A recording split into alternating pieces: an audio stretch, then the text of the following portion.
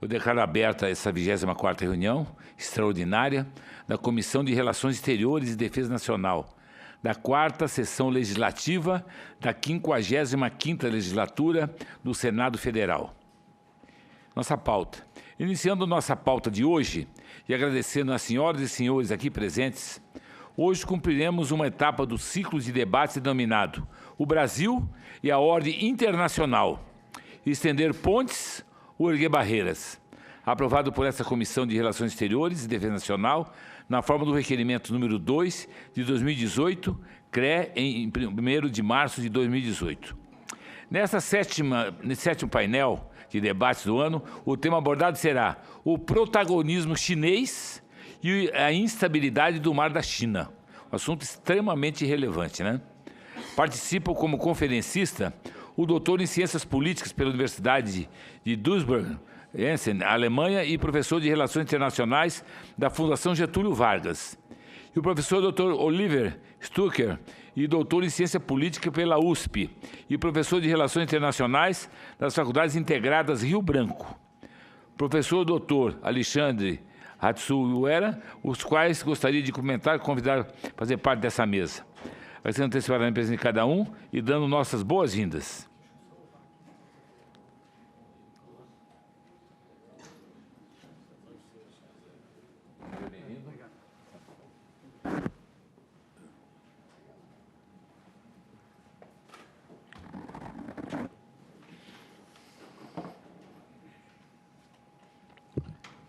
Participação popular.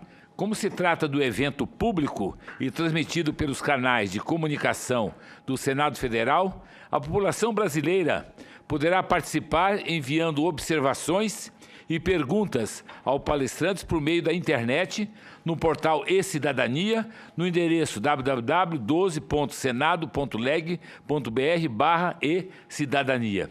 Acrescento ainda que é possível acompanhar ao vivo nossa reunião pela TV Senado, inclusive pela internet. A participação dos internautas é sempre de extrema valia para os nossos trabalhos. Esclareço que cada conferencista disporá de 20 minutos para sua exposição inicial. Durante essa fase de debates, a presidência transmitirá também aos expositores as observações e perguntas que chegarem dos internautas. Para dar início ao painel, concedo a palavra, primeiramente,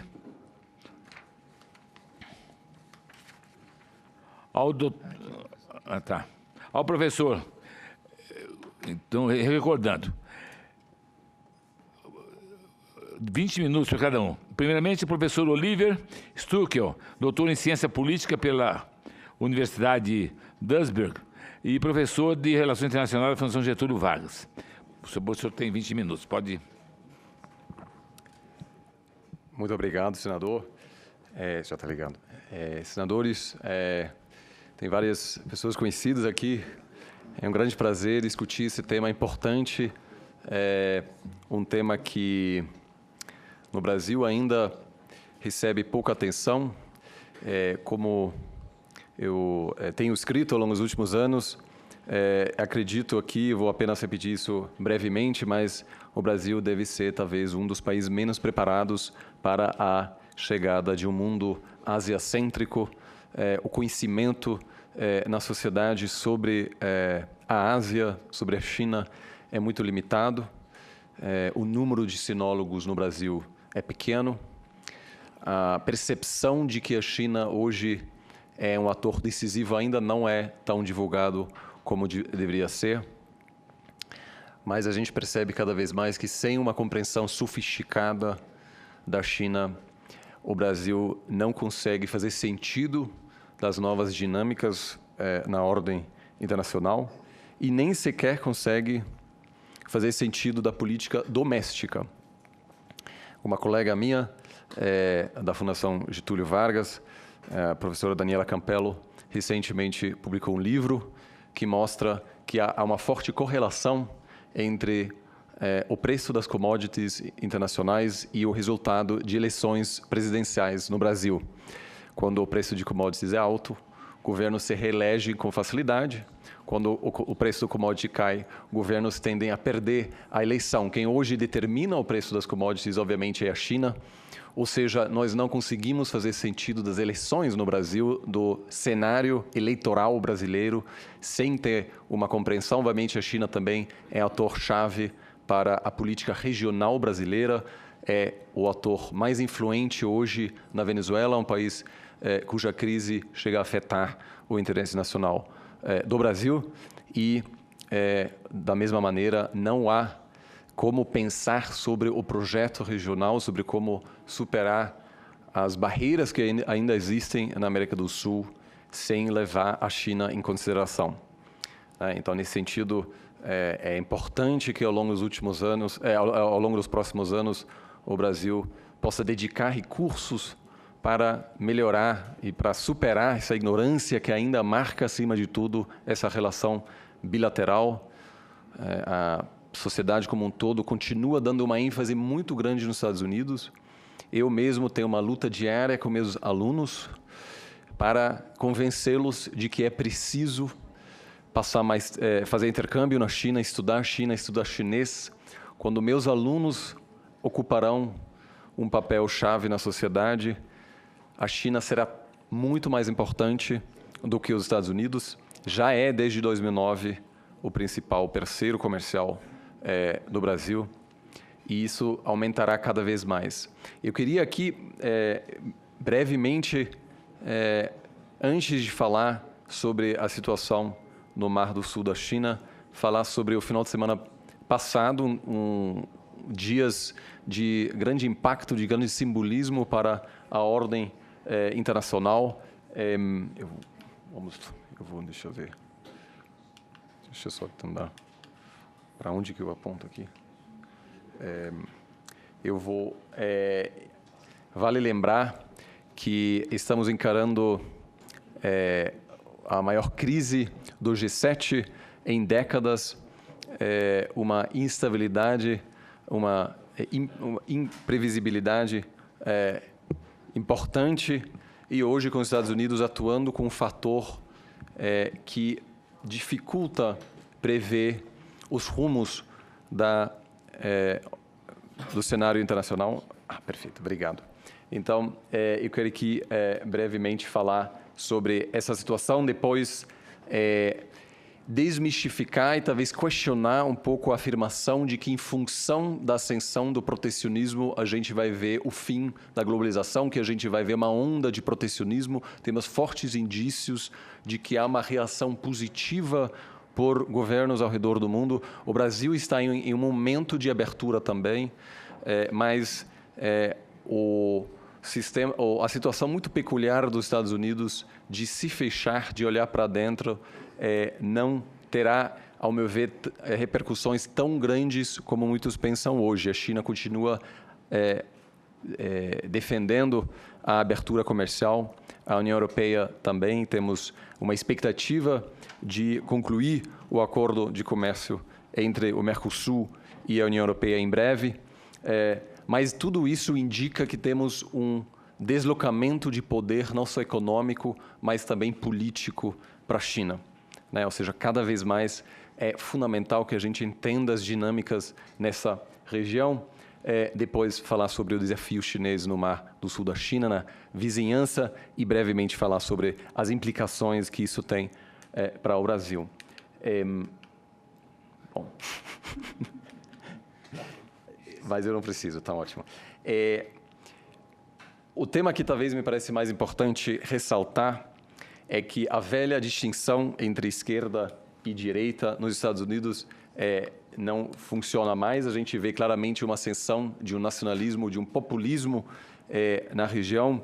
Cada vez mais a dicotomia entre globalismo e nacionalismo.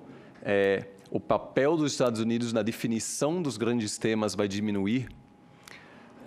E cria-se brevemente um vácuo de poder e uma oportunidade para que outros países possam, de fato, preencher este vácuo.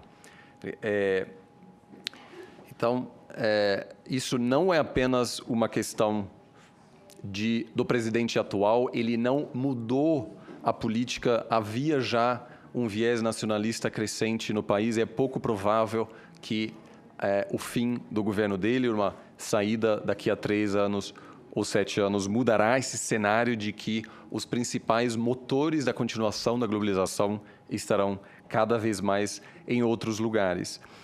Cabe, portanto, a outros países, à União Europeia, à China, ao Grupo BRICS e aos governos latino-americanos a continuar esse processo e defender a continuação da abertura comercial.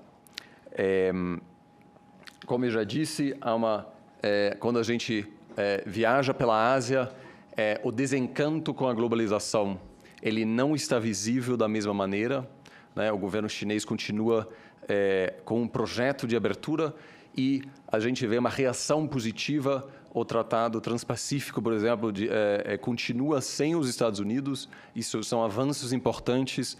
Então, a gente não deve achar que apenas porque a gente vê essa transformação nos Estados Unidos que a gente passa ou verá uma onda de protecionismo. Então, o que me parece importante, porque eu falo desse tema antes de falar sobre a situação no Mar do Sul da China, é porque a decisão de se fechar e de não mais defender a globalização terá graves consequências para a capacidade dos Estados Unidos de ter impacto no quesito de segurança internacional. Vale a pena aqui lembrar que o principal trunfo na barganha com outros países dos Estados Unidos é o acesso ao mercado americano.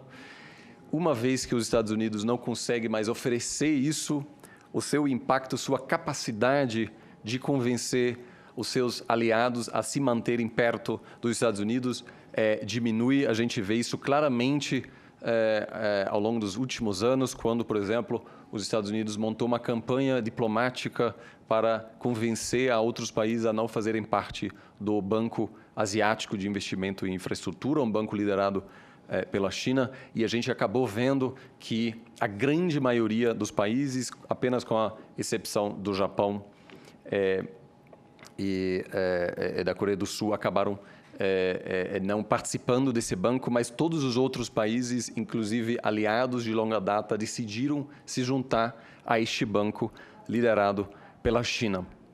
A gente vai ver cada vez mais nesse sentido que a China participará, portanto, de debates, não apenas como participante, mas como um ator que decide quais serão os temas discutidos, né? Então, nesse sentido, essa relação será importante e a Ásia se torna cada vez mais o centro do debate político global. Vale também, obviamente, lembrar, todos nós sabemos disso aqui, mas a gente está apenas voltando à antiga distribuição de poder que nós tínhamos por grande parte dos últimos 1000 anos. Esse mapa global mostra que a população dentro do círculo é maior do que a população fora dele. Então, uma grande concentração demográfica na Ásia e agora, em função da aproximação do PIB per capita das pessoas que vivem dentro desse círculo, obviamente, a gente verá que este círculo também será a região central para definir os rumos globais, né? Por isso, me parece importante, quando eu falei com vários colegas, eles disseram, mas por que o Senado se importa com a situação na Ásia, no Mar do Sul da China? Isso é fundamental, me parece importante, inclusive, a gente promover debates assim.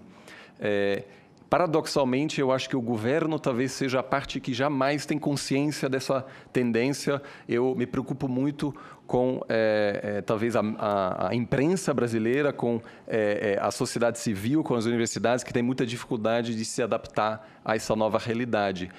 Não há nenhum grande jornal brasileiro que tem correspondentes permanentes nessa região. Isso é gravíssimo, porque a gente recebe as notícias dessa região com 24 horas de atraso, numa tradução medíocre, né? E como a gente vê agora com situações como Trump, etc., ter acesso a informações de maneira direta é importante, e a maneira como, por exemplo, um europeu ou um americano interpreta essa região talvez não seja a mesma maneira como alguém com o olhar do Brasil, da América Latina, interpreta essa questão. Então, é importante promover isso.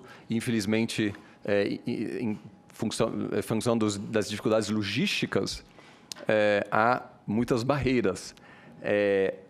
Vale a pena lembrar que as 3 grandes cidades do mundo mais longe de Pequim, na Terra, são São Paulo, Santiago e Buenos Aires.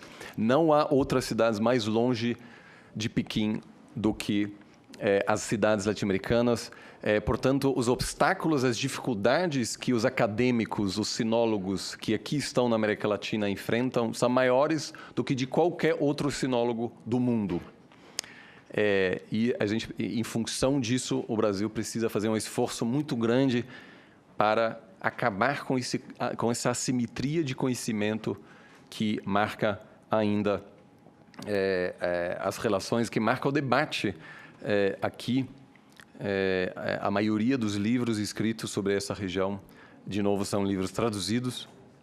E eu contei essa anedota aqui para vários colegas aqui já, mas vale a pena repetir que durante minha última viagem para a China, quando promovi um livro que foi traduzido ao chinês, eu aceitei participar de um debate numa universidade no interior da China sobre o Brasil. Agora, eu não sou especialista na política brasileira, mas eu falei, olha, eu consigo me defender mais ou menos. Então, dei uma apresentação geral e depois um aluno na última fileira levantou a mão e disse: como o senhor avalia a atuação do PMDB no estado do Rio de Janeiro? E como isso impacta a dinâmica? E como o senhor acha que o deslocamento de poder para o centro-oeste afeta a posição de negociação, a posição brasileira nas negociações de comércio? Esse é o tipo de debate que se tem na China sobre o Brasil. Não há ninguém, ouso dizer aqui, na academia brasileira que poderia fazer uma pergunta tão sofisticada sobre a política interna chinesa. O impacto, de novo, disso é que a gente fica sabendo de detalhes com um atraso que, às vezes, pode ser decisivo, que limita a capacidade de empresas brasileiras a identificarem tendências, a reduzir o risco de que eles são pegos por situações geopolíticas que afetam os interesses de investidores brasileiros, né? Então, isso já afeta diretamente o interesse de atores brasileiros. Então, brevemente, para falar aqui da situação, temos uma situação muito complexa na Ásia, sobretudo em função da ausência de instituições.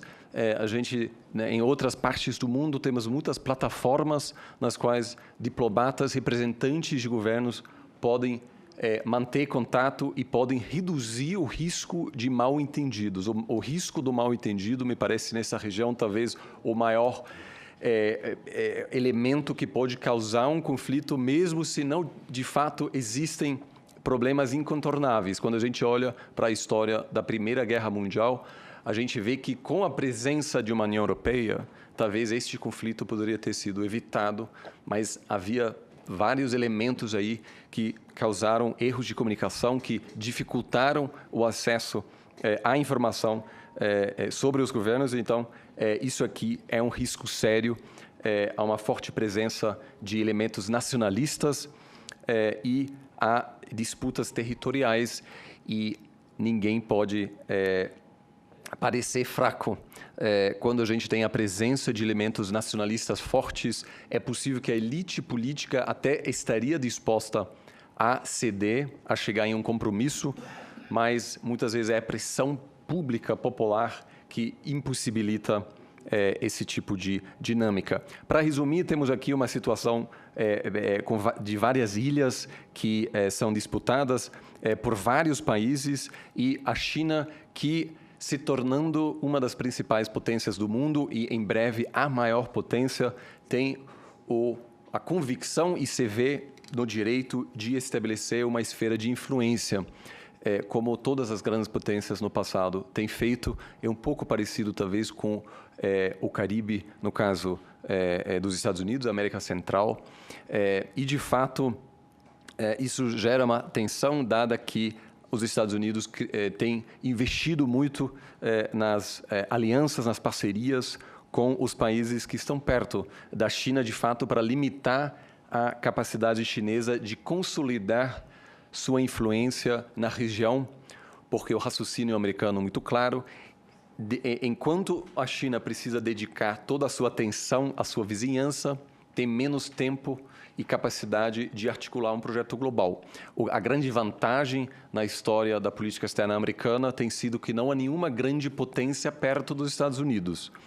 Então, desde o início, os pensadores e a diplomacia americana conseguia pensar grande, porque não havia um país perto dos Estados Unidos que estava ameaçando a integridade territorial, né? Ou seja, os Estados Unidos está protegido por 2 grandes oceanos, que tem sido um dos elementos-chave para explicar a ascensão, a relativa facilidade com a qual os Estados Unidos conseguiu projetar seu poder, mesmo longe das suas fronteiras. A China não tem esse privilégio, e, em função disso, a maioria dos pensadores sobre relações internacionais e política externa que está na China pensa sobre sua relação com países na região, né?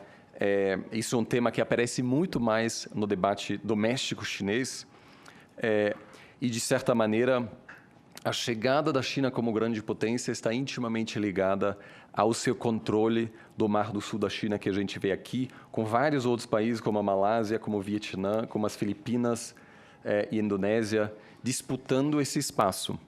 É apenas parcialmente uma questão econômica. Existem aí, obviamente, temas importantes de petróleo, de acesso a alimentos, etc. Mas, acima de tudo, se trata de uma questão geopolítica. A China pensa o tempo inteiro em possíveis cenários de conflito, né? Pensa o que acontece se, em algum momento, os Estados Unidos não aceitam a nossa ascensão.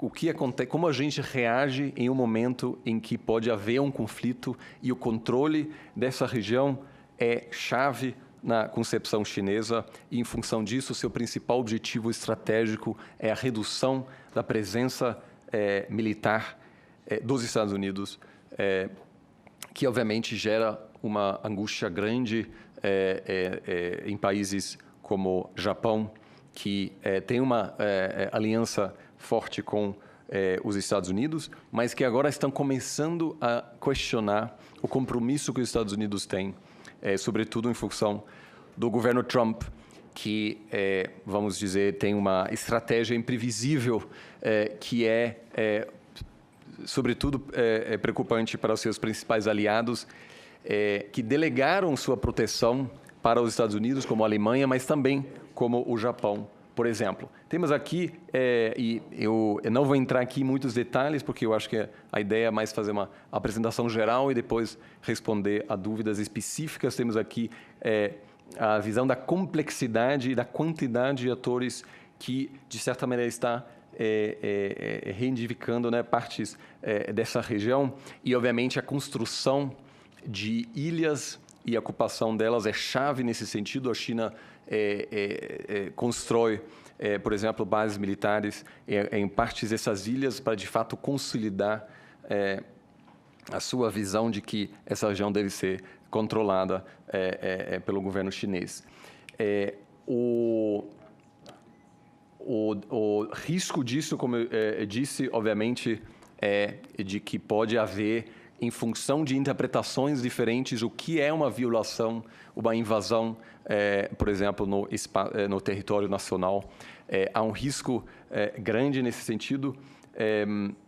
Os Estados Unidos, de novo, têm tratados de autodefesa mútua com os países da região, e já tivemos, já vou terminar, já tivemos vários casos quando aumentaram muito as tensões, porque aeronaves americanas entraram em um espaço que a China considera seu.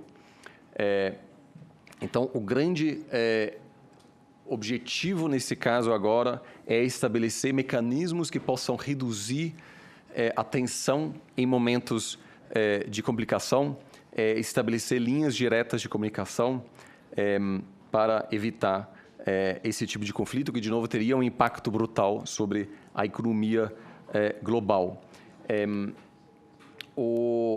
Ao meu ver, o grande argumento chinês o grande argumento americano é que, em função do seu regime político, ou em função da ameaça que a China gera para os seus vizinhos, ela terá dificuldades em criar alianças. Eu acho que isso é pouco provável, porque, de fato, a dependência econômica dos vizinhos da China aumenta cada vez mais.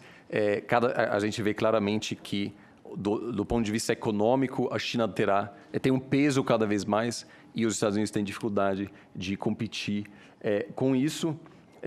Eu vou aqui apenas pular para a última questão.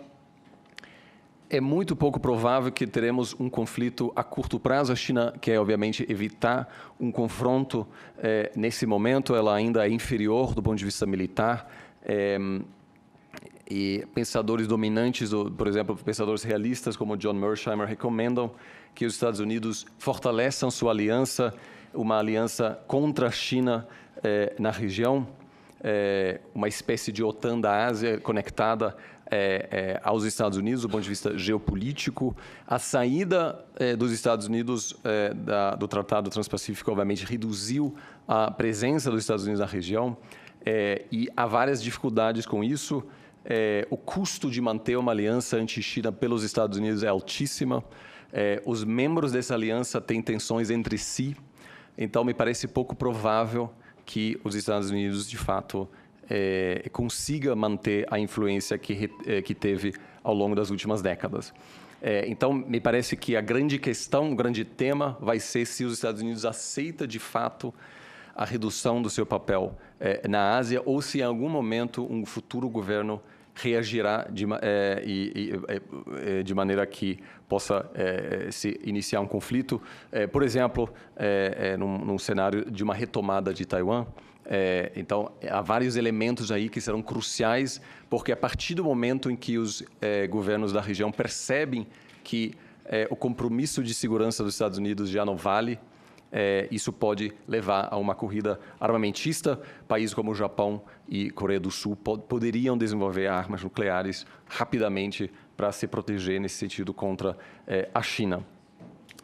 Apenas para, então, encerrar, as implicações disso são claras. A gente precisa acompanhar essa situação de perto. É preciso investir mais recursos para ter uma compreensão de perto, fortalecer as embaixadas que lá tem. Eu lembro que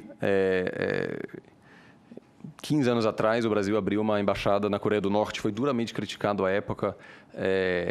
Eu visitei essa embaixada 5 anos atrás. É fundamental não só manter essa embaixada, mas fortalecer a presença lá. Esses são pontos que, à primeira vista, têm pouca relevância econômica para o Brasil, mas são importantes para postos diplomáticos que possam recolher informações estratégicas, chave, para evitar que o Brasil seja despreparado numa situação de conflito. Então, vou parar por aqui. Muito obrigado.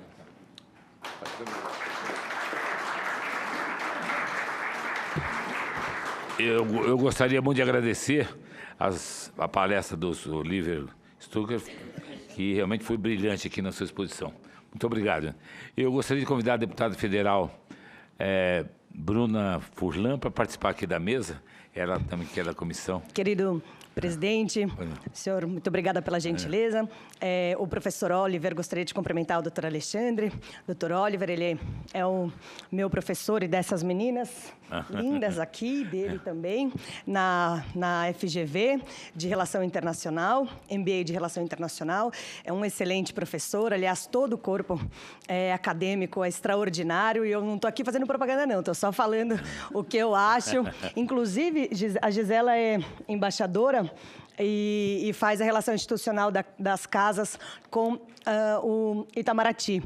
E o Eduardo Saboia, o embaixador Eduardo Saboia, que foi agora sabatinado e vai para o Japão, ele ia fazer o curso também, não fez porque ele estava com muito trabalho. Mas você também, lembra de a gente ter conversado? Então, professor, não estou fazendo propaganda só na sua frente, não, tá?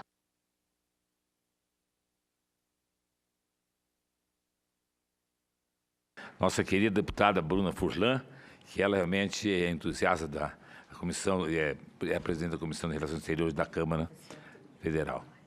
Eu gostaria de registrar. Muito obrigado.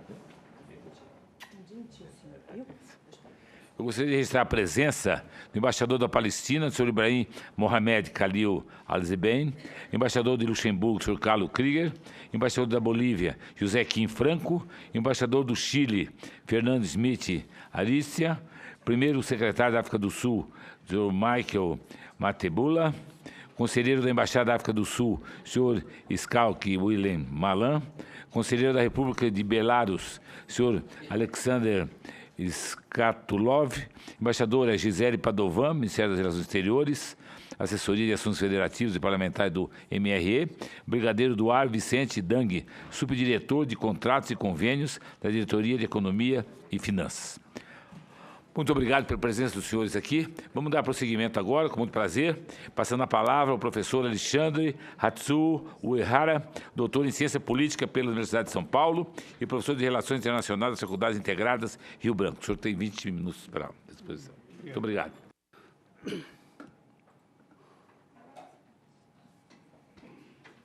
Bom, primeiramente, queria agradecer ao convite para poder participar aqui desse evento, poder falar um pouquinho sobre as reflexões que temos feito em relação à Ásia como um todo e a China em particular, e dizer que, bom, eu e o Oliver, o professor Oliver, temos nos encontrado em algumas oportunidades e acho que esses encontros têm feito que a gente pensasse um pouco parecido, porque a minha apresentação está muito próxima à sua, então isso vai me poupar algum tempo em relação à apresentação, né? Agradecer aí ao senador Pedro Chaves pelo convite, né, representando a comissão, porque é sempre uma honra poder compartilhar aqui daquilo que a gente tem estudado.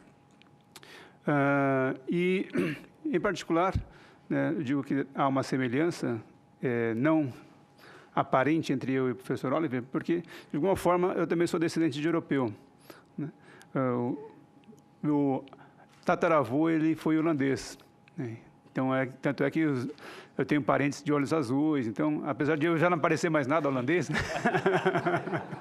Então, eu tenho algum pé na Europa ali, mas distante, mas já fui em algum momento, alguma parte do sangue é europeu. Mas, enfim, então, a semelhança não é só no conteúdo, mas, enfim, vamos falar um pouquinho sobre a China. Eu vou dar um enfoque um pouquinho diferente daquilo que o professor Oliver mencionou, e para dizer a importância que eu vejo hoje em estudarmos a Ásia, como ele mencionou, né, protagonismo chinês e estabilidade no Mar da China. E, particularmente, eu queria chamar a atenção não só para o protagonismo chinês, mas para a região como um todo, né? Nós tivemos aí, segunda metade do século XX, um protagonismo japonês, né, pela economia japonesa, mas que não causou o mesmo impacto que tem hoje vamos usar a terminologia chinesa, que eles usavam primeiramente ascensão pacífica e agora desenvolvimento pacífico. Então, esse desenvolvimento pacífico que a China vem promovendo, ele acaba elevando não somente a posição chinesa, mas da região como um todo. E é isso que a gente vai ver aqui agora.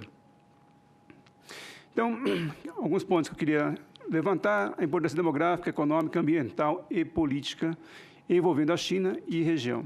Tá? Se a gente pensar a Ásia, né, a Ásia hoje, quando a gente olha para o mapa, muitas vezes a gente pensa na China, Japão, Coreia, né, até porque hoje temos um encontro importante lá entre o Kim Jong-un e o presidente Trump.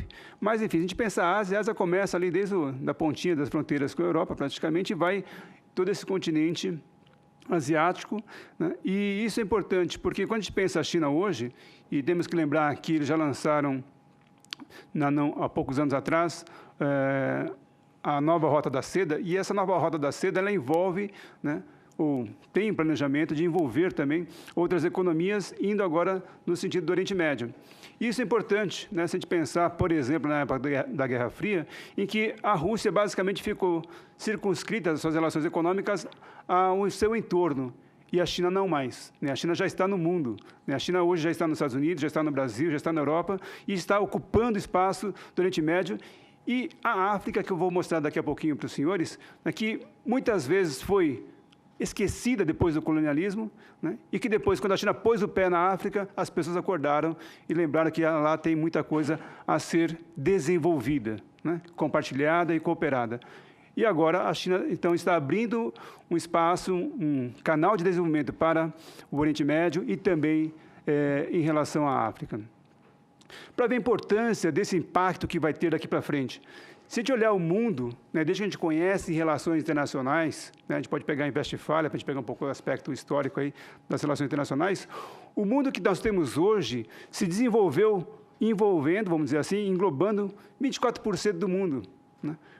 Com 24% do mundo desenvolvido, nós destruímos o planeta. Nós não temos hoje, né, condições de falar, poxa, qual vai ser o futuro da natureza, do meio ambiente para a nova geração, as futuras gerações. E agora nós estamos falando em envolver os outros 75% do mundo, que envolve a China, os países do Oriente Médio, como eu falei agora, a África, e isso representa, né, 75% do mundo.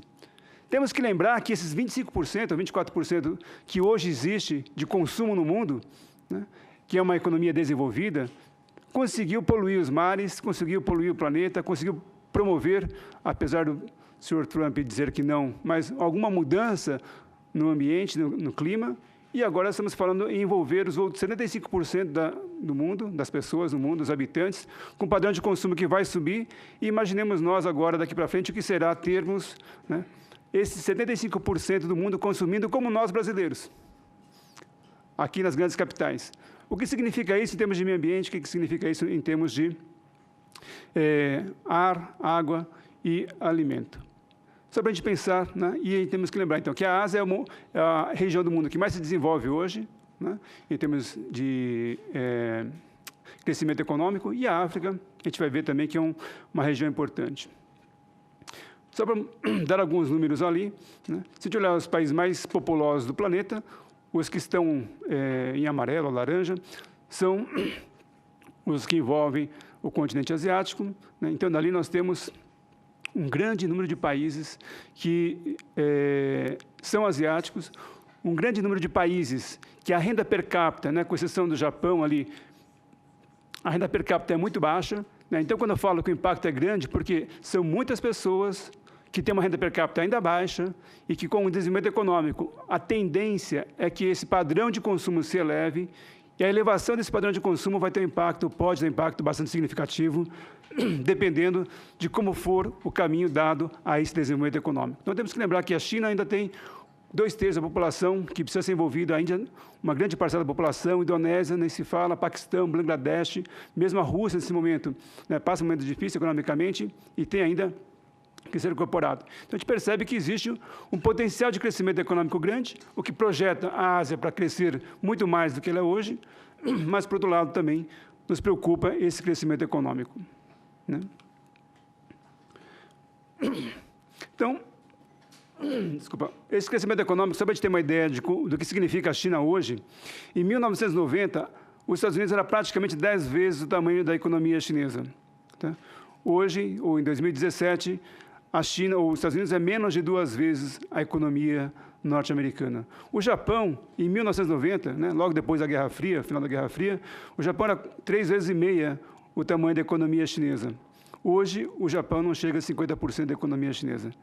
Para vocês terem uma ideia do que significa essa China no mundo hoje. Então, quando a gente fala China protagonista no século XXI, nós temos alguns números que nos ajudam a pensar o que significa a China para este século XXI, né?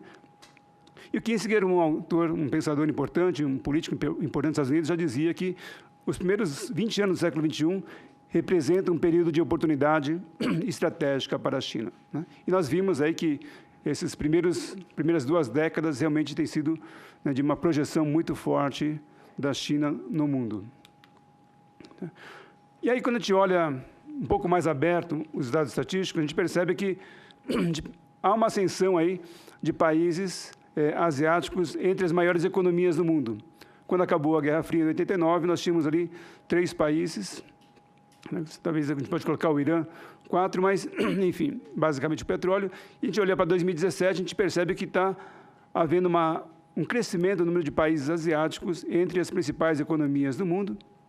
E eu coloquei a Austrália porque também existe uma relação importante ali, né, econômica com a China. Então, a gente percebe que aquela região do mundo está crescendo mais economicamente, e eu tenderia a dizer que, e aí nas minhas aulas eu menciono, que a gente está observando uma possível asianização das relações internacionais, né? A gente viu o mundo começar na Europa, né, e acho que não dá tempo de mostrar, mas, enfim, tem um mapa que a gente aprende a estudar que a Europa está no centro do mundo, e não é por acaso, né? E lá na Ásia, não se estuda assim. Lá na Ásia, os chineses estudam com a China no meio do mapa, o Japão estuda as relações internacionais com o Japão no centro do mapa, né?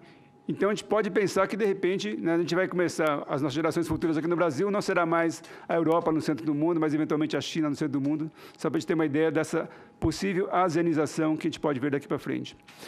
Um outro dado interessante, como eu falei para os senhores e para as senhoras, nós estamos vendo um crescimento econômico chinês forte nesses últimos, ou principalmente nessas 2 últimas décadas, a China ganhando destaque, e com ela, né, com a China, a gente percebe que há outros países também se beneficiando desse crescimento econômico. Então, se nós pegarmos a lista do Fundo Monetário Internacional, pegamos ali os 20 principais países em termos de crescimento econômico, de média de crescimento econômico, e a gente vai perceber que são países ou asiáticos ou africanos, né? E por que africanos? Exatamente porque a China tem hoje uma relação importante com a África. A China encontrou na África um importante fornecedor de recursos naturais e tem feito com que esses investimentos, comércio, tenha promovido também um desenvolvimento econômico africano.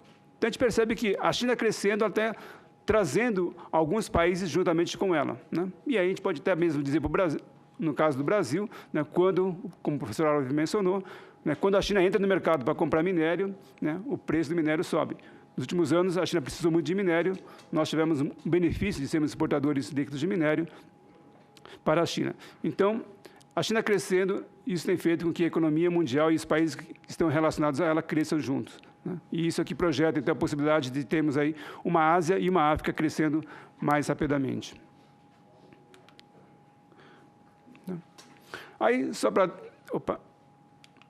dar alguns dados de por que os países africanos têm crescido, né?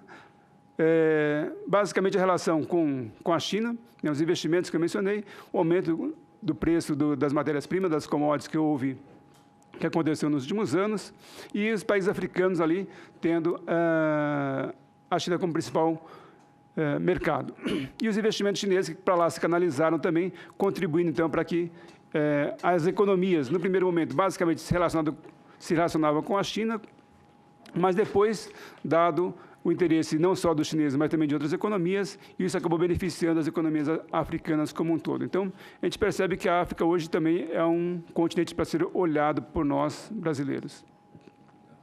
Posição da China no mundo hoje. Como mencionei, a China é hoje não só uma economia que cresce bastante, ainda que tenha saído dos 2 dígitos e agora está em torno de 7%, mas se nós olharmos para o mundo, as principais economias do mundo, a China está hoje entre as 5 primeiros parceiros comerciais em importação ou exportação, quando não é o primeiro ou o segundo, tá? Então, a gente percebe que assim, não dá para dizer, né, que a China, que se vai aplicar uma política de isolamento à China, como o presidente Trump algumas vezes mencionou, porque a China está atuando contra a economia americana. Porque a China está no mundo inteiro, né? A China hoje é dona de marcas multinacionais que estão presentes no nosso dia a dia, né? Aqui estou vendo a Lenovo que está aqui, a Motorola que está aí, né? A IBM que agora é Lenovo, carros chineses que estão no Brasil. E não só isso, a China hoje tem investido muito no seu sistema de ensino superior, né? Há uma reforma que foi feita, há um investimento forte na China. O governo chinês percebeu que aquela ideia de um governo ou de um país que se baseia em produtos chamados descartáveis, como muitas vezes nós tínhamos uma ideia aqui no Brasil, já não é mais verdade, né? Boa parte dos produtos exportados pela China hoje são produtos com valor agregado, são bens de capitais, tá? E isso baseado aqui no desenvolvimento dos seus recursos humanos na China, né? As universidades estão investindo fortemente nisso lá na China. São estudantes que estão estudando em língua inglesa. São professores estrangeiros que são levados para a China para ensinar os chineses em língua inglesa, né? São universidades que estão investindo em tecnologia para competir com os europeus, com os americanos, com os japoneses, com os coreanos e sem falar com nós brasileiros aqui, né? Então, temos que prestar atenção que essa China que está crescendo é um crescimento de uma projeção de médio e longo prazo. Não é um fogo em pólvora, né? É algo realmente pensado, né? Então, a gente percebe que a China já tem uma posição importante e a tendência, eu creio que é, daqui para frente, se fortalecer ainda mais e não enfraquecer, né? Existe muita contestação, existe questionamento se esse crescimento chinês seria sustentável. Na minha opinião, num ritmo menor, mas ele é sustentável porque a China tem percebido suas fraquezas e tem tentado desenvolver políticas para combater essas fraquezas. E aí, como eu falei dos impactos ambientais, né, é muito importante a gente olhar para o mundo. O professor Oliver também mostrou um mapa mostrando a ocupação, né, da população, mas aí é um pouco da visão do verde que existia na Ásia e do verde que não existe mais na Ásia hoje, né, diante desse crescimento econômico que ocorreu nos últimos anos. Então, a gente percebe que é importante, né, não só olhar para as emissões de gás de efeito estufa, pelo combustível que é queimado na China, mas também para o meio ambiente como um todo, né? Então, é importante que a gente olhe, né, e perceba que esse crescimento econômico, que se de um lado é positivo, porque quando a China cresce, abre portas para as exportações do Brasil. De outro lado, temos que olhar de uma maneira um pouco mais abrangente, como o professor Oliver mencionou, a globalização não para se os Estados Unidos resolver fechar suas portas. A globalização continua e essa globalização envolve também questões climáticas, questões de meio ambiente, e a gente precisa estar atento a isso para ver como é que a gente pode mitigar essas dificuldades que a tendência, na minha percepção, é aumentar à medida em que a renda média da população na Ásia se amplie.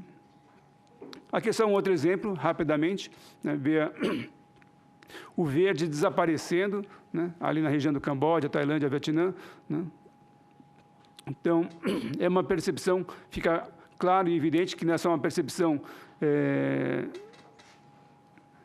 leviana, mas que realmente existe ali um impacto importante no meio ambiente. Então, o crescimento chinês, né, que isso a gente viu acontecendo na Ásia, vai levar agora, provavelmente, o seu braço para o Oriente Médio e também para a África, né? Qual o impacto que teria sobre a África esse desenvolvimento, essa industrialização que os chineses estão conduzindo pelo desenvolvimento econômico, pelos investimentos chineses, pelo investimento direto chinês, pelas empresas chinesas que vão para a África? Que impacto isso teria para o mundo? São coisas para a gente pensar, e a importância da China nesse contexto como um todo. E aí é interessante, né, olhar, o professor Oliver também mencionou o G7, a última reunião do G7, e essa figura aí, essa imagem, né, o Trump contra todos os outros, né, do G6 ali, né? Pode significar alguma coisa, né? Quer dizer, e, na verdade, todos estavam ali questionando ele em relação às tarifas que foram estabelecidas contra o aço e contra o alumínio, né? As questões. E aí mostra um pouco o afastamento que o Trump vem assumindo desde o momento em que ele chegou à presidência, né? Os acordos que ele saiu, né, que ele abandonou, seja de Paris, seja o TTP, né? Isso mostra um isolamento, né, que vem acontecendo dos Estados Unidos, e o America First, né,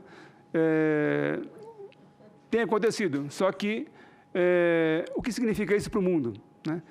Na minha opinião, significa uma abertura de espaço para que a China ocupe o espaço que ela não está brigando mais, porque os Estados Unidos está dando de mão beijada. Enquanto na história das relações internacionais, geralmente os países brigam pelo poder, né, pela liderança nacional, o Trump meio que está deixando essa liderança, porque ao sair dos acordos internacionais, quando ele sai do Acordo de Paris, ele não quebrou um acordo com um país, ele quebrou um acordo com os outros 100 países. Quando ele sai do acordo com o Irã, ele não quebrou o acordo com o Irã, ainda que argumente que seja o acordo com o Irã. Ele deixou o acordo que já foi assinado pela França, que foi assinado pela Alemanha, foi assinado por outros países. Então, não é só um acordo com o Irã, né? Então, a gente tem que pensar que, ao fazer essas tomadas de decisões, ele está deixando muita coisa para trás, um espaço importante para a China.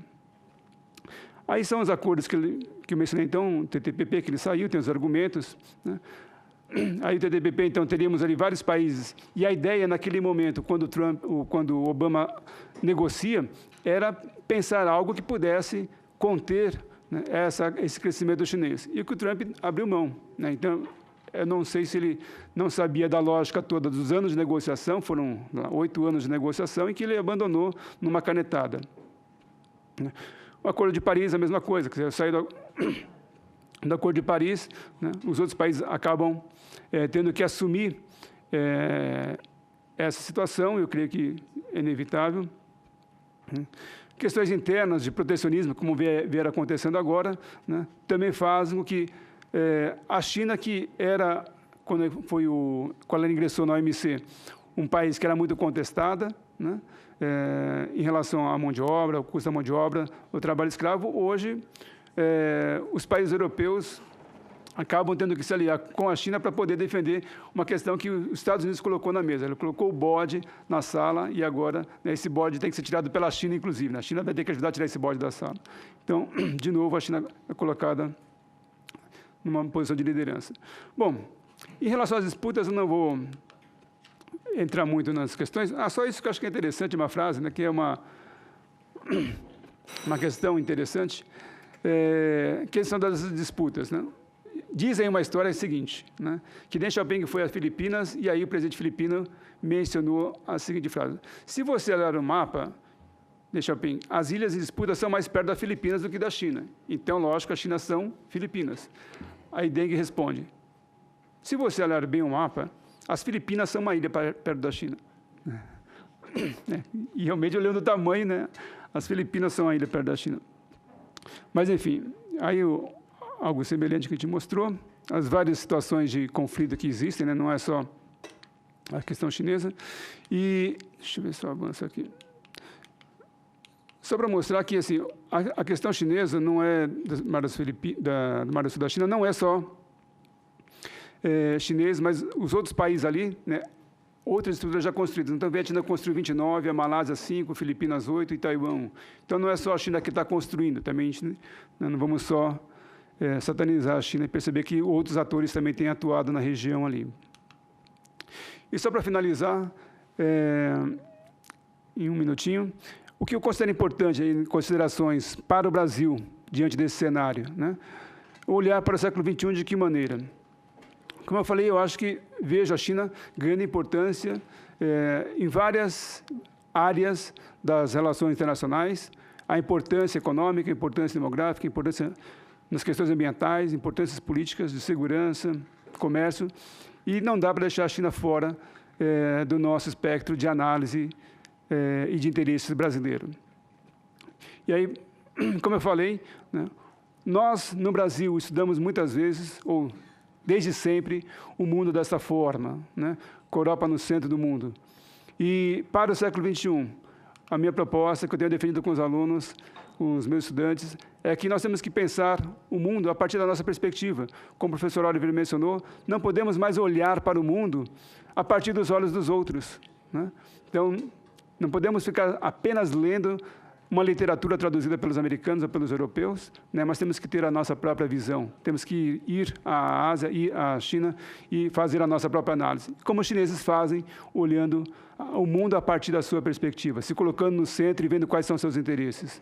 E aí, eventualmente, é colocar o Brasil mais ao centro do mundo, tentando trazer o mapa, né? Não achei nenhum mapa com o Brasil no centro do mundo, mas podemos começar a propor que a nossa indústria editorial produz um mapa aí com o Brasil no centro do mundo, e talvez olhando o mundo de outra forma, né, colocando o Brasil para cima e não o Brasil para baixo, né?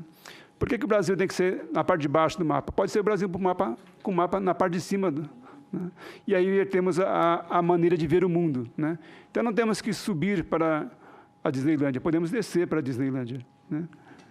Podemos ver o mundo de outra forma, né? O extremo oriente, o extremo asiático, extremo leste, não é, porque depende da maneira como a gente olha o mundo, né? Se a gente for para o espaço, né, o marciano não vai olhar da mesma maneira que a gente olha o mundo aqui. E isso que eu acho que é o desafio para nós hoje, no século XXI, olharmos o mundo de uma outra forma. Obrigado. Agradecer muito ao doutor Alexandre Hatsu Uehara pelo seu posicionamento e pela beleza da sua apresentação. Agora recebemos alguns questionamentos dos internautas. Gostaria de passar aos senhores aqui. Algumas são muito óbvias, outras não. Aqui a pergunta de Adair Savoz, do Rio Grande do Sul. Exportamos para a China ferro e soja e ficamos com problemas, por exemplo, transformam o minério em aço e vendem para os Estados Unidos com preço menor. Além disso, no Rio Grande do Sul, a indústria calçadista foi quase extinta. Que medidas serão tomadas para garantir o emprego e a renda dos brasileiros? Grato. Teria alguma... Quem começa? Para cada um faça uma pergunta. Pergunta de campanha. Olha, eu acredito que a gente precisa reconhecer que a estrutura e o tipo de comércio com a China certamente traz riscos também, riscos de desindustrialização para o Brasil, mas de certa maneira não é culpa da China, é muito mais a baixa produtividade aqui no Brasil. Então isso é um desafio interno que precisa ser encarado, que precisa ser priorizado, mas também é preciso trazer isso nos debates, nas oportunidades que o governo brasileiro tem nas suas interações com o governo chinês para assegurar que isso seja uma interação mutuamente benéfica. O próximo presidente ou a próxima presidente do Brasil terá um privilégio de ser também presidente ou presidenta do BRICS, do grupo BRICS, por um ano, a partir do 1º de janeiro de 2019.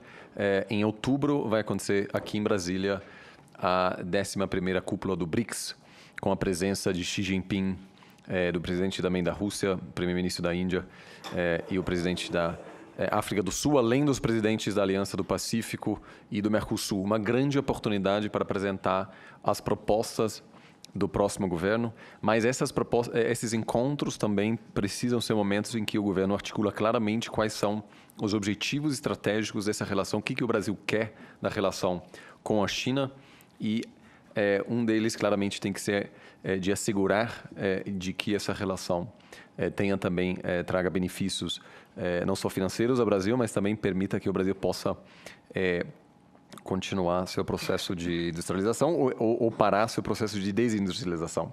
A próxima oportunidade que o presidente Temer tem, acredito que no dia 20 ou 21 de julho, no encontro com Xi Jinping, na 10ª cúpula do BRICS. Então, isso é um tema, me parece, realmente importante, que tem um impacto grande sobre a economia brasileira. Obrigado. Inclusive, presidente, o livro do professor sobre os BRICS, eu recomendo. Tem um livro que nós estivemos... Eu vou fazer o seguinte, eu vou fazer umas 5 perguntas, porque elas são, realmente, há um mix entre elas, e aí eu passo a vocês. Pergunta do Silvio Ribas, do Distrito Federal. O que pode fazer para viabilizar o investimento chinês na infraestrutura ferroviária? Não é absurdo estarmos diante do desejo de investidores da China de fazer a ligação férrea do Brasil com o Pacífico até portos do Peru e isso não deslancha nunca? Ricardo Vaz, Distrito Federal. Eu gostaria de saber a opinião dos senhores sobre a recente restrição da China em relação à exportação de frangos do Brasil, já que o país é o maior parceiro de commodities. Uma próxima. Quais são os perigos que o Brasil corre ao se distanciar de um parceiro econômico como a China, uma pauta considerada por alguns candidatos à presidência? Qual será o impacto na recente taxa que a China impôs ao frango brasileiro, e isso pode se estender para os outros produtos? Uma terceira pergunta. Meu nome é Leonardo. Gostaria muito de saber se o Brasil, saindo de tão severa e violenta recessão econômica, tem alguma condição de responder à altura às hostilidades comerciais internacionais que vem recebendo. Mar da China ou Mar do Japão? O importante é dar uma atenção para todo o avanço asiático, em especial para a Península da Coreia. É imprescindível, isso é afirmação, tá? É imprescindível abrir novas frentes, realizar pontes, iniciar ou dar continuidade aos diálogos para entendimento mútuo. E uma última pergunta aqui. O Brasil deve ficar neutro nessas questões? É muito ruim ser inimigo dos chineses, o país mais populoso do mundo, a segunda maior economia do planeta e o maior investidor em nosso país e o nosso futuro. Futura economia do mundo em breve, potência econômica e bélica. Como devemos posicionar em relação à China e aos Estados Unidos?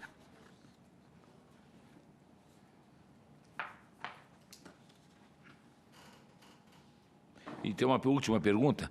Gostaria de saber quais são as razões e causas que motivam, esse é do Leonardo Cerqueira, de São Paulo. Gostaria de saber quais são as razões e causas que motivam os países, como Estados Unidos e China, tratar as relações comerciais com o Brasil com tanta hostilidade.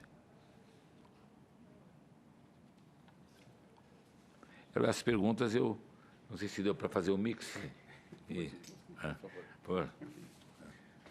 Bom, vou tentar ligar. Tentar comentar algumas coisas aqui. Bom, do aspecto do comércio internacional, eu trabalhei alguns anos aí nessa área de comércio internacional, e uma das coisas que eu queria que devemos chamar a atenção para a posição brasileira no comércio internacional é a necessidade de termos um plano de médio e longo prazo, para sabermos o que nós queremos do Brasil, né, em termos de indústria. Tivemos no passado um problema sério com desinvestimento aqui de muitas, como foi mencionado, indústrias que foram, calçadistas, por exemplo, que foram para a China. Mas o problema acho que não é só o calçado, né? O problema não é o calçado, o problema é saber o que nós queremos do Brasil, né? Eu acompanhei o nosso comércio com a China lá nos anos 90, e quando começou a intensificar. E uma das coisas interessantes que nós tínhamos, e não é nenhuma crítica à China, eu creio que uma crítica a nós, Brasil, de estabelecermos o que nós queremos em termos de comércio, né? A China, quando nós começamos a nossa relação com a China, nós exportávamos motores de carros. A Volkswagen exportava motores de carro daqui para a China. Nós exportávamos motores os compressores da Brastemp lá para a China. Bom, vários produtos com maior valor agregado. Inclusive, no caso da soja, a soja triturada, às vezes o óleo a gente exportava para a China, e ao longo do tempo nós perdemos esse mercado.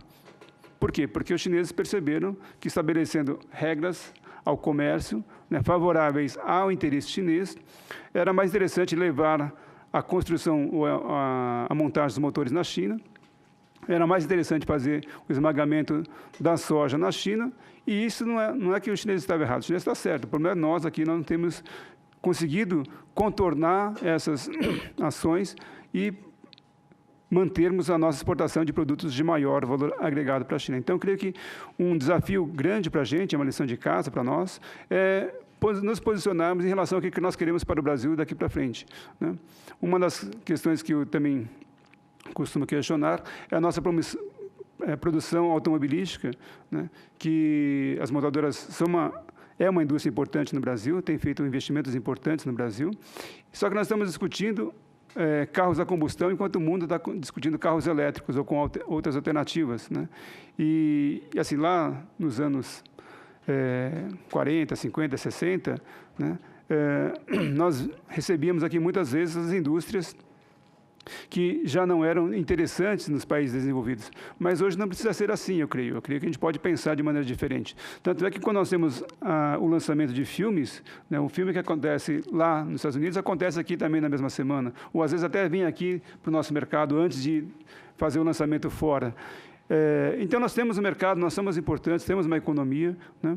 Ainda que estejamos, neste momento, passando por uma dificuldade de crescimento econômico, estamos saindo aí de uma recessão, mas temos que pensar, fazer planejamentos de longo prazo, para que aí sim a gente consiga perceber se é interessante ou o que é interessante disputarmos com a China, o que é interessante levarmos para a OMC, né? Será que os países são realmente hostis com a gente, ou será que nós aqui não estamos sabendo defender muito ou vender o nosso peixe?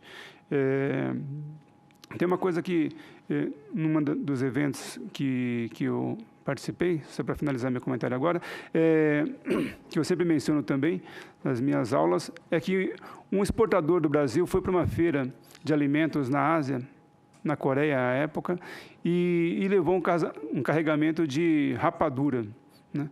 E aí perguntaram para esse exportador, o que você vai fazer com rapadura em Seul? Né? Ninguém vai comer rapadura lá, não é uma coisa... rapadura é uma coisa do Nordeste do Brasil aqui. E ele levou a rapadura para lá, montou seu stand, né, e fez o maior sucesso, né? E depois ele vendeu containers de rapadura para o Nordeste. E qual é a moral da história aqui? Muitas vezes nós temos muitos produtos no Brasil que nós temos de qualidade, que são bons e que o mundo não conhece, né? E nós ficamos, às vezes, dando murro em ponta de faca, querendo competir com algumas coisas que nós não conseguimos competir lá fora, e temos uma das coisas boas que podemos competir, só que o mundo não conhece ainda, né? Como o mundo não conhecia a rapadura, e tem muita gente lá fora querendo comer rapadura, a gente não vendeu rapadura ainda porque as pessoas não conheciam, né? Então, lógico, a gente não precisa vender rapadura, mas a gente pode vender muita coisa boa que o Brasil tem, desde que a gente comece a mostrar para o mundo aquilo que também nós temos de bom, né, de tecnologia. Né? Durante muito tempo, no caso, puxar um pouco a brasa para a minha sardinha, o Japão não sabia, os japoneses não sabiam que a Embraer era uma empresa brasileira, né, de alta tecnologia. Ainda ficavam pensando no café, no frango, né, e não sabiam da Embraer, não sabiam da tecnologia embarcada neste produto.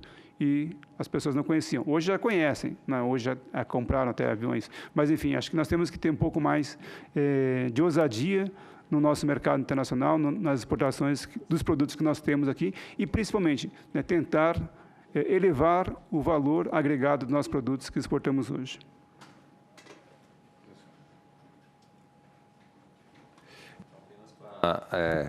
Agregar o que eu já disse sobre o tema, a gente vê claramente uma politização do comércio, né? O sistema multilateral de comércio global vê grandes ameaças e há certamente elementos políticos na decisão chinesa de impor sobretaxas contra o frango brasileiro. Isso ocorre também no contexto em que o governo americano pressiona o governo chinês a aceitar mais frango dos Estados Unidos, né? Ou seja, isso faz parte de um contexto de grandes potências, de fato. E isso também mostra que, apesar de fazer parte do grupo BRICS, etc., essa relação é uma relação para a China como qualquer outra. Existia, né, alguns anos atrás, essa questão da relação Sul-Sul, e existe toda uma retórica de que tudo aquilo é mutuamente benéfico, mas é preciso brigar também para assegurar que os produtores brasileiros tenham previsibilidade e acesso seguro ao mercado chinês. Isso é um tema muito importante. Eu acho que várias produtoras perderam muito dinheiro em resposta a essa decisão chinesa. Me parece também, eu concordo aqui, é preciso desenvolver, eu acho que isso é um projeto nacional, desenvolver uma estratégia mais clara do que o Brasil quer da China, qual é a estratégia a longo prazo. Certamente me parece que a diversificação de parcerias é fundamental. A gente tem agora vários pontos de instabilidade, acima de tudo no Ocidente, mas, como eu mostrei aqui, um possível conflito no Mar do Sul da China é uma realidade. Aqui na América Latina, em função da ausência de guerras interestatais, a gente tem dificuldade de imaginar esse tipo de cenário. Mas muitos historiadores e vários dos principais historiadores que estudaram a Primeira Guerra Mundial dizem que vários dos elementos presentes à época se reproduzem hoje na Ásia. De novo, uma ausência institucional com vários elementos nacionalistas, com uma China que quer se consolidar como potência regional e como vários outros que podem bloquear, vamos dizer, uma consolidação chinesa como o Japão. Então, existe também um perigo em depender excessivamente dessa região. É preciso tomar cuidado em relação a isso e aproveitar talvez de uma janela de oportunidade para ter um debate pragmático e objetivo sobre esse tema antes de isso se torne um tema politizado, né? Nossa relação com os Estados Unidos já é totalmente politizado. Se eu sou de esquerda, eu preciso ser contra os Estados Unidos. Se eu sou de direita, eu preciso ser a favor dos Estados Unidos. Isso com a China ainda não existe. A gente ainda consegue ter um debate bastante focado e isso vai mudar daqui a 20, 30 anos. Né, para ganhar uma eleição, um candidato vai falar mal da China. Né? Isso vai mudar e é preciso, eu acho que, avançar esse debate hoje. E as perguntas que ainda eu escuto muito: a China faz mal, o Brasil faz bem, cria emprego, destrói emprego? Obviamente faz os dois, e destrói alguns empregos e cria outros. E é preciso, de fato, articular uma estratégia e, a partir dela, estruturar a relação bilateral com a China. Mas, novamente, estamos numa posição de desvantagem grande, simplesmente porque é tão difícil achar especialistas que podem, de fato, participar desse processo da articulação de uma estratégia em relação à China. Eu gostaria de agradecer muito ao Dr. Oliver Stucker e ao professor Dr. Alexandre Atsu Uehara. Quer fazer a pausa? Pode. Vou passar a palavra à Bruna para encerramento. Muito obrigada, presidente querido. Desculpe interrompê-lo, mas já me sinto em casa aqui. O presidente Collor sempre tão gentil, enquanto eu presidia a Comissão de Relações Exteriores e Defesa Nacional da Câmara, a Comissão Mista das Atividades de Inteligência do Congresso Nacional, a Comissão Especial que fez a Lei de Imigração e a Comissão Especial que está fazendo uma lei para tratar e proteger dados online e offline. Na Câmara, nós, através de uma construção, através de um diálogo, presidente, nós aprovamos por unanimidade e estamos muito felizes por isso. Eu só gostaria, até peço, se o presidente Collor estiver nos assistindo, que ele me dê essa liberdade, porque amanhã tem uma eleição ao Comitê sobre os Direitos das Pessoas com Deficiência, que vai atuar no mandato de 2019 a 2022. E o Brasil tem uma candidata, que é a Mara Gabrilli. Ela é publicitária, psicóloga, deputada federal. No Congresso Brasileiro, preside a Frente Parlamentar Mista de Atenção Integral às Pessoas com Doenças Raras. É membro da Frente Parlamentar Mista do Congresso Nacional em Defesa dos Direitos das Pessoas com Deficiência e preside a Comissão de Defesa dos Direitos das Pessoas com Deficiência na Câmara e, durante 2 anos, foi terceira secretária do Congresso Nacional. Ela também foi a responsável no Brasil pela regulamentação da Convenção da ONU sobre os direitos das pessoas com deficiência. Ela é relatora e autora do texto final da Lei Brasileira de Inclusão. A deputada Mara Gabrilli é a primeira tetraplégica a assumir o mandato, inclusive na própria Câmara dos Deputados não existia acessibilidade, mas quando ela foi eleita para assumir um cargo na mesa, a Câmara percebeu que não havia acessibilidade se uma pessoa com deficiência ganhasse a eleição, não tinha condição de assumir. Quer dizer, se na casa do povo não tem, aonde vai ter? E ela é uma pessoa que ela ficou tetraplégica com 26 anos, mas eu costumo dizer que ela é a tetraplégica que mais se movimenta que eu conheço. É uma pessoa muito especial, de coração muito bom, e eu gostaria, para os embaixadores que estão aqui, para os que estão nos assistindo, com humildade, pedir a ajuda desses países para a deputada Mara Gabrilli, porque eu tenho certeza que, se for eleita, ela nos honrará com o seu trabalho, com a sua dinâmica e com toda a sua competência. Senador Pedro Chaves, muito obrigado e me desculpe pela intervenção.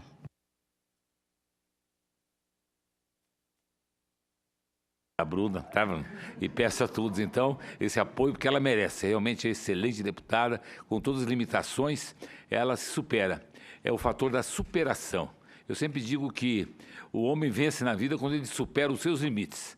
E ela consegue superar os seus limites. É uma maravilha mesmo. Eu dou parabéns à Bruna por ter colocado. Eu gostaria de fazer convocação para a próxima reunião. Antes de encerrarmos o trabalho de hoje, eu convoco as senhoras e os senhores e todos os senadores, membros dessa comissão, para a próxima reunião deliberativa, agendada para o dia 13 de junho, quarta-feira, agora, às 10 horas, nesse plenário.